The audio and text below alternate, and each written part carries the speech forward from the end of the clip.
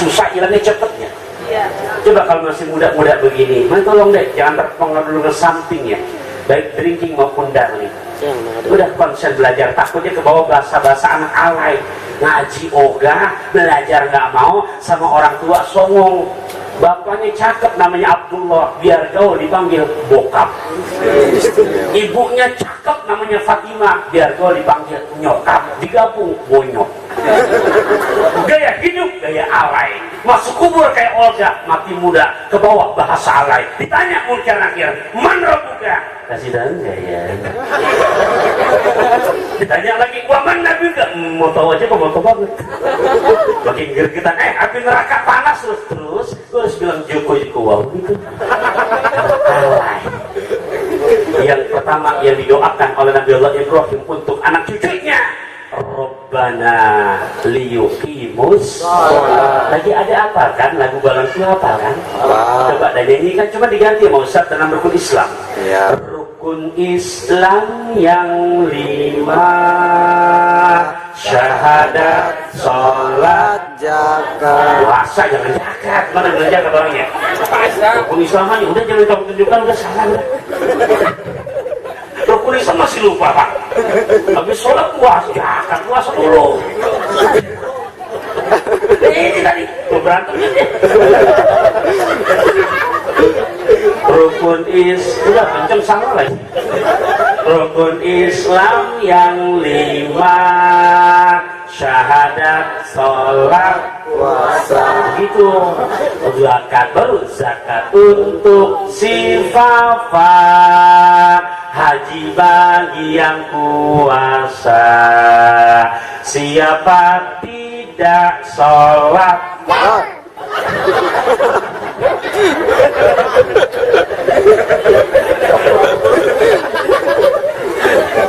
aduh si Asep udah diganti.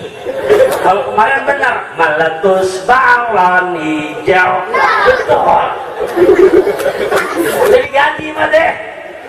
Siapa tidak sholat, gak berarti udah dengerin kenceng sama. Siapa tidak sholat dosa, begitu ya ulangi. setuju tuh? Setuju. Siapa tidak sholat Dosa. Siapa tidak sholat Dosa. itu lo benar dosa. Mau tahu nggak dosanya? Ini kadang-kadang kita cuma pengen lihat Pak besok berangkat haji, pengen banget memenuhi panggilan Allah mau nggak haji, tapi panggilan Allah kita banyak abaikan. Yang mana? Sholat. Karena panggilan di dunia 3. 1, panggilan besok subuh tuh, hayya 'alas shalah.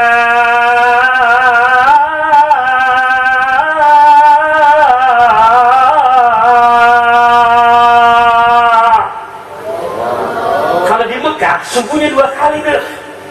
Memang ada beda di Cirebon. Begitu as-sholat tuh begini di Semekan. As-sholatu khairum minan naum. Terang tuh naun. Terang tuh naun. Bahasa naun. Sare. Itu naumnya digentak. Naum. Yang sare gudang. Itu azan pindah ke Cirebon. Kadang-kadang diayuni kebangetan panjang.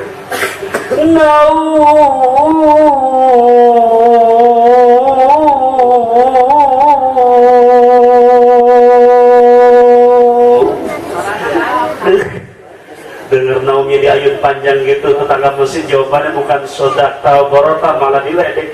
Sholat gitu naun. Ayah dibilang gitu ayah. Oh. Ya Allah, jangan kesinggung kalau suka disindir tuh. Salat subuh kesiangan, salat duhur kerepotan, salat asar di perjalanan, salat maghrib kecapean salat isya.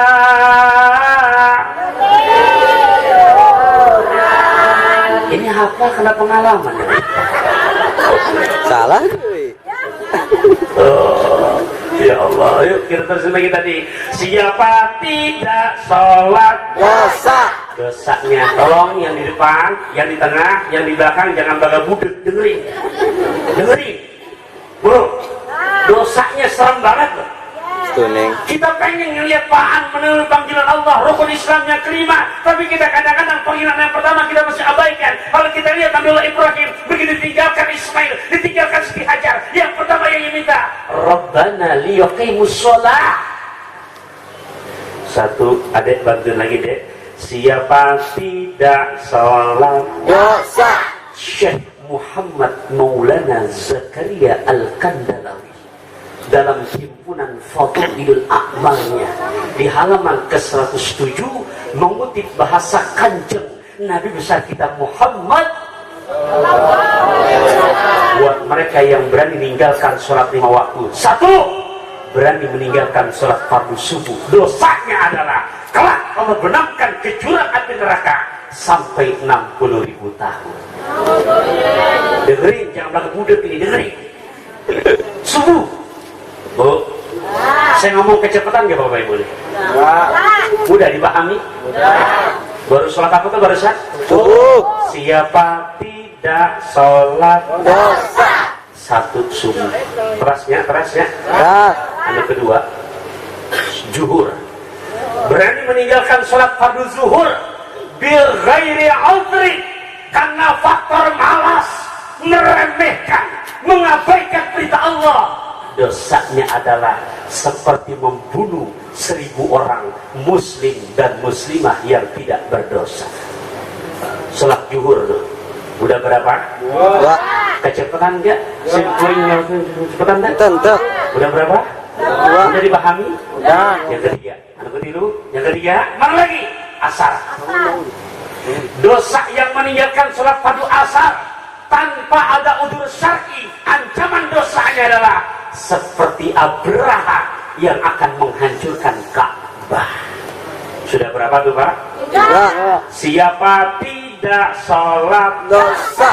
yang keempat, anu keempat, yang keempat, sholat maghrib berani ditinggalkan tanpa ada udzur syar'iyah karena faktor malas, ancaman dosanya adalah seperti berzina dengan orang tuanya sendiri. Ini yang di belakang kedengeran nih suara saya, Bu, anu di apa kedengeran nggak anu tukang nih? Hah? Kedengeran? Udah berapa tuh? Udah berapa? Kira-kira sampai di rumah 4-4 masih nempel apa enggak ini? Hah? Ntar kan di rumah suami nanya yang nggak sempat hadir. Kenapa saya pesankan yang ngomong pelan-pelan? Karena saya lihat jalan ke sini banyak belokan. Biasanya ngaji ada 5, kalau banyak belokannya ntar sampai rumah nggak semuanya 5 nyangkut itu. Belokan pertama lengit 1, belokan kedua hilang lagi 1, sampai di rumah si A nanya, Neng, hadir acara walimah tuh safar tuh hadir pang depan Arabna. Jadi si penceramah itu satu suka pakai pantun, apa ceramahnya? Ya Allah, kita jangan membayangkan mendapatkan perintah Allah yang haji, kadang-kadang perintah Allah yang waktu kita banyak abaikan, ternyata dosanya dinyanyi tuh, lihat nyanyiannya, siapa tidak sholat dosanya ada 5. Suami kira penasaran, neng, coba sebutkan satu persatu, apa aja dosa-dosanya? Jangan cerewet, pokoknya 5 aja. Begitu nggak? Jangan ya. Udah berapa tadi Bapak Ibu? Udah berapa? 4. Dan yang kelima, berani meninggalkan sholat fardu isya tanpa ada udzur syar'iyah karena faktor malas. Dosanya adalah Allah cabut pintu keberkahan rezekinya.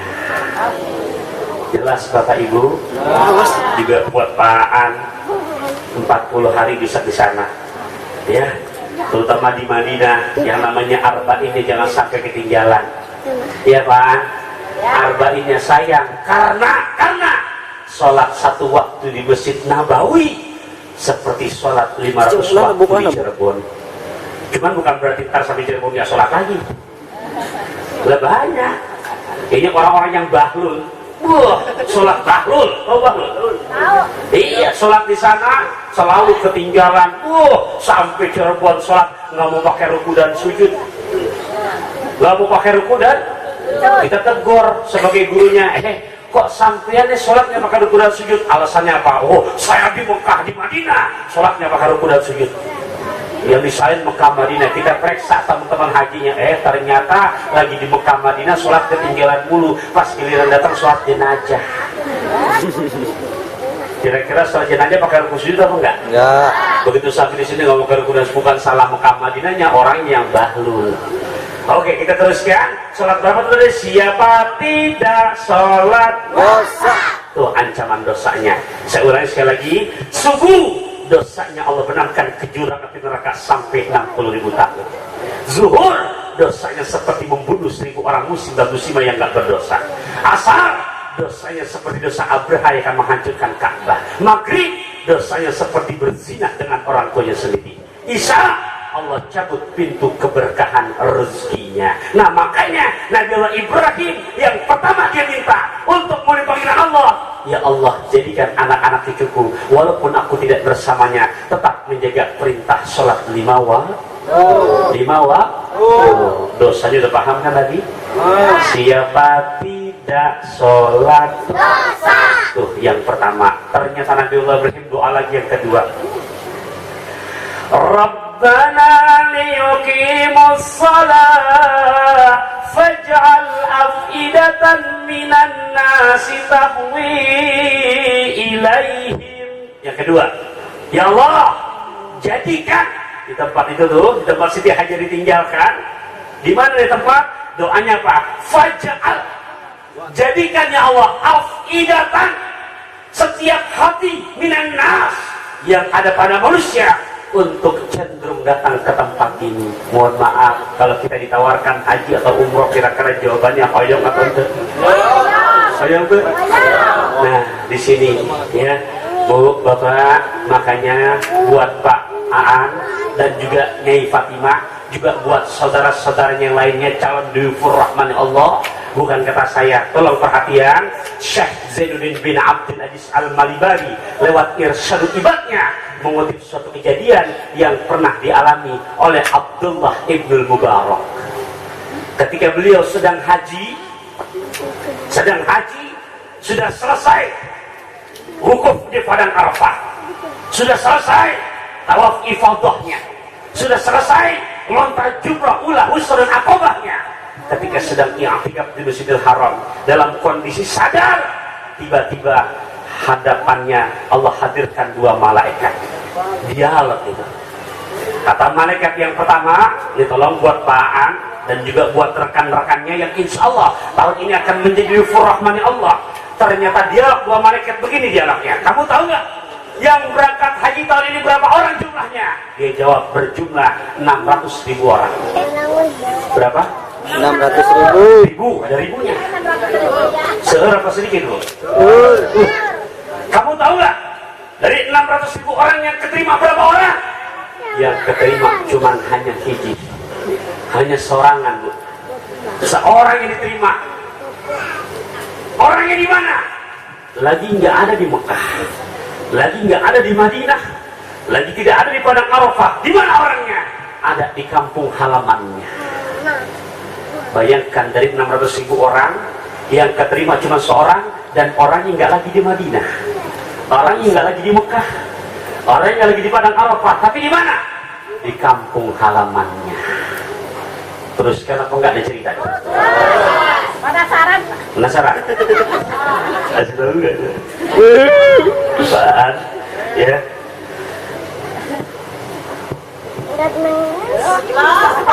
Mau apa sih ngeliatin jam tangan saya? Si sore. Terus ya, ternyata orangnya sedang nggak ada di kampung, nggak ada di Mekah, nggak ada di Madinah, di kampung halamannya. Lantas ditanya lagi, terus apa sebabnya? Kok dia sedang, siapa namanya? Namanya Muwaffaq. Tinggal di mana? Di Damaskus.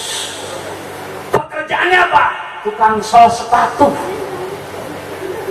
Bayangkan tuh, lagi nggak di Mekah, lagi nggak di Madinah, tapi sedang di kampung halamannya, dan pekerjaannya bukan kiai, bukan mubalik, tukang sol sepatu. Nih perlunya malam ini makanya Pak Ani ngundang tetangga yang dekat, yang jauh untuk saling apa? Afu bil afwi. Ridho diridho, maafkan. Bu, Bapak mau maafkan apa enggak? Oke, kita teruskan. Ternyata apa pekerjaannya? Tukang sol sepatu. Ternyata apa keistimewaannya? Luar biasa. Ini begitu Abdullah ibn Mubarak terjaga dari tidurnya, tapi dengan sebab perbuatan muafak yang 600.000 orang itu ketolong, hajinya diterima dengan sebab dia sorangan, dan orang itu lagi di kampung halamannya. Berangkat langsung Abdullah ibn Mubarak ke Damaskus. Dia cari itu siapa muafak, apa kehebatannya, apa keistimewaannya. Ternyata begitu ditanya, wahai muafak, kamu punya amalan apa? Kok hebat sekali, istimewa sekali kamu. Aku yang haji tapi keterima dengan sebab amalan kamu. Apa amalan kamu? Muafak pun menjawab, aku sudah niat tahun ini akan berangkat haji. Sudah niat akan berangkat haji, bahkan mengumpulkan dari uang sol sepatu sampai sudah 300 dirham. Cuma ternyata ketika istriku sedang hamil muda, Bu, Ibu, yang di sini pernah hamil apa enggak? Ketika hamil kan proses pertama kan sperma, betul? Betul kan Bu? Air kotor, yang kalau dijual ke pasar nggak ada yang mau beli. Ketemu di jalan kita jijik, tapi saya yang lagi ngomong juga hadir semua asal dari situ kan? Betul kan? Apa yang kita mau sombongkan? Dari sperma, air kotor, mimma imbahi. Dari air sperma kan 40 hari kedua berbentuk alaqah kan? Alaqah, ikra bismillahirrahmanirrahim ladzi khalaqal insana min alaq. 40 hari ketiga berbentuk apa tuh? Dalam kitab Imam Nawawi, kitab hadis arba'innya tuh 40 hari ketiga berbentuk mudghah kan? Tahu nggak mudghah? Tahu. Hah? Tahu. Kalau bahasa kedokteran, kalau kita nganterin istri kita sedang hamil, Pak, namanya itu mudghah. Kalau kata dokter namanya embrio.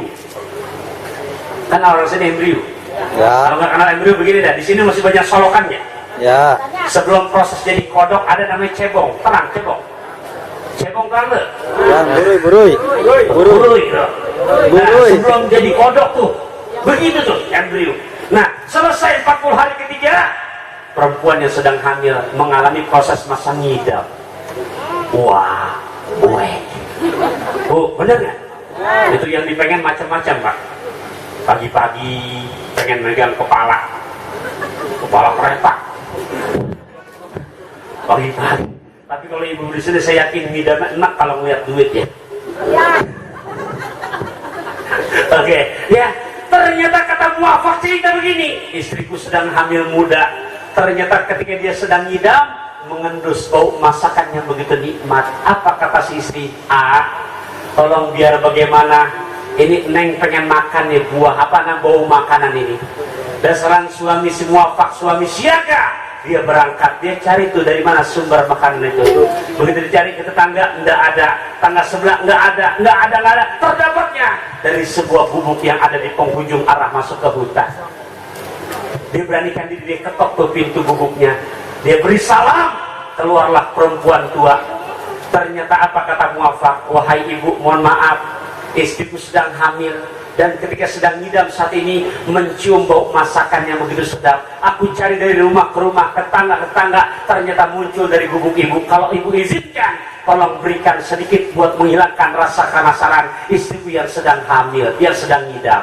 Bu, kalau orang ngidam nggak diturutin nanti pamalinya kunaon anaknya, Bu? Nah, itu bisa jawab kok. Dasaran muafak nggak mau anaknya tadi gimana, Bu?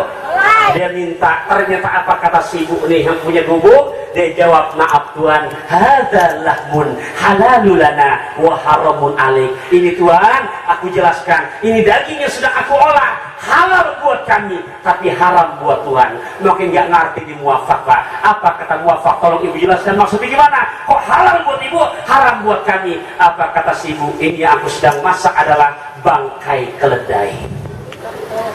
Apa Pak? Bangkai keledai. Bangkai yang sedang masak. Kok halal buat ibu? Aku dalam kondisi kelaparan, aku minta makanan ke tetangga, semuanya nggak ada yang pada berikan.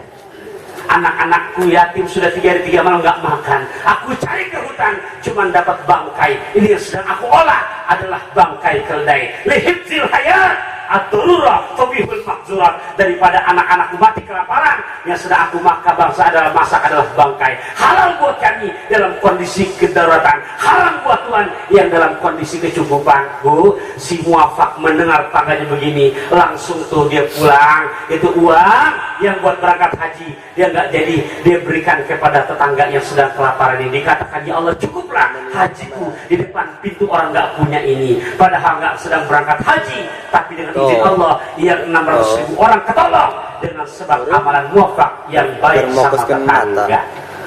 Paham Pak? Jelas Bu? Tuh, kita kadang-kadang sama tetangga mah nggak begitu. Jangankan sama tetangga, kotak amal terang tuh, kotak amal anggokan terang tuh, nasibnya prihatin. Kotak amal lewat, nasibnya ya Allah jalannya kenceng, kotak amal lewat, ada yang ningali belaga ngantuk. Kotak amal lewat, ada ya Allah nggak ada lampu merahnya, kenceng aja, ketahuan deh dari wajah-wajahnya.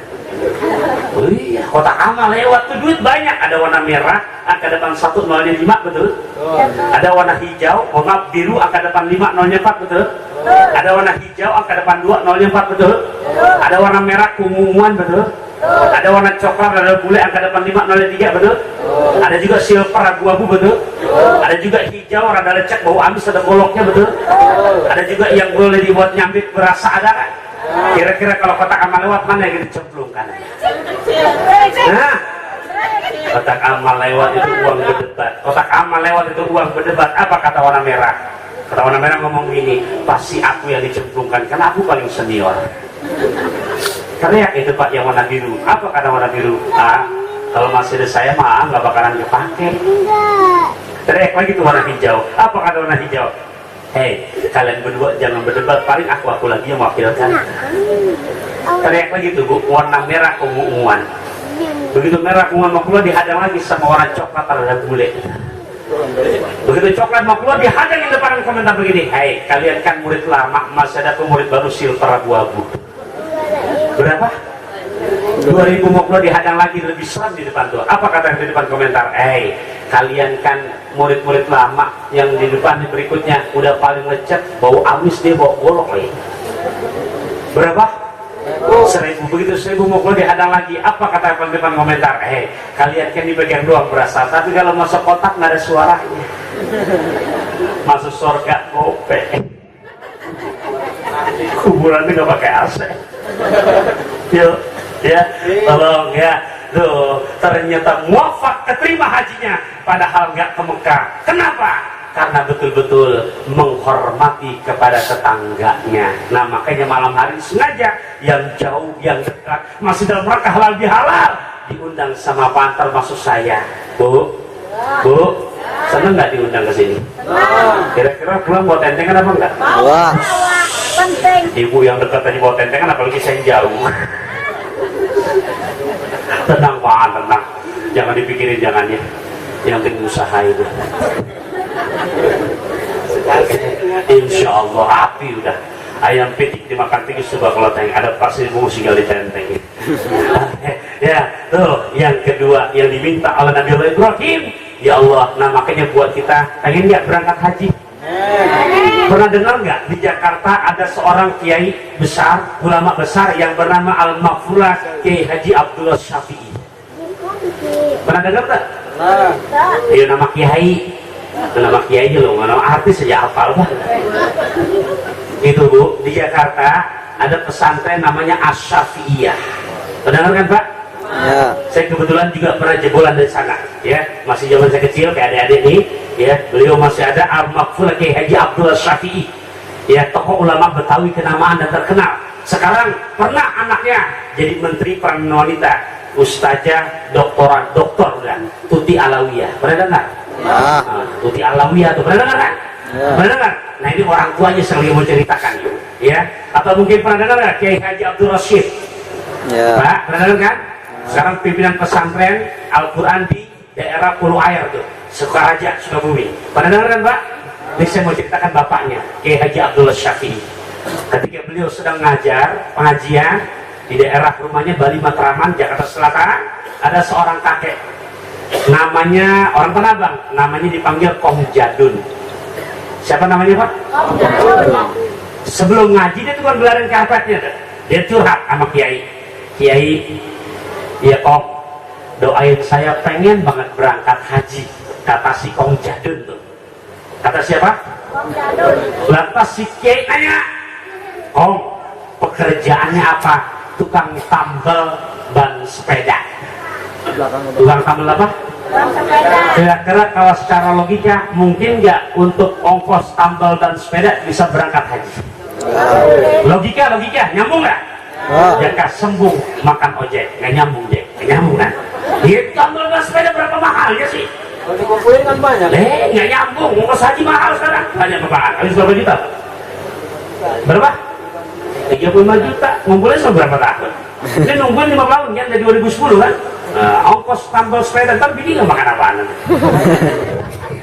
Oke, logika nggak nyambung, tapi apa buat Allah nggak ada nggak mungkin. Innama amruhu idza arada syai'an ayatul lahu kun.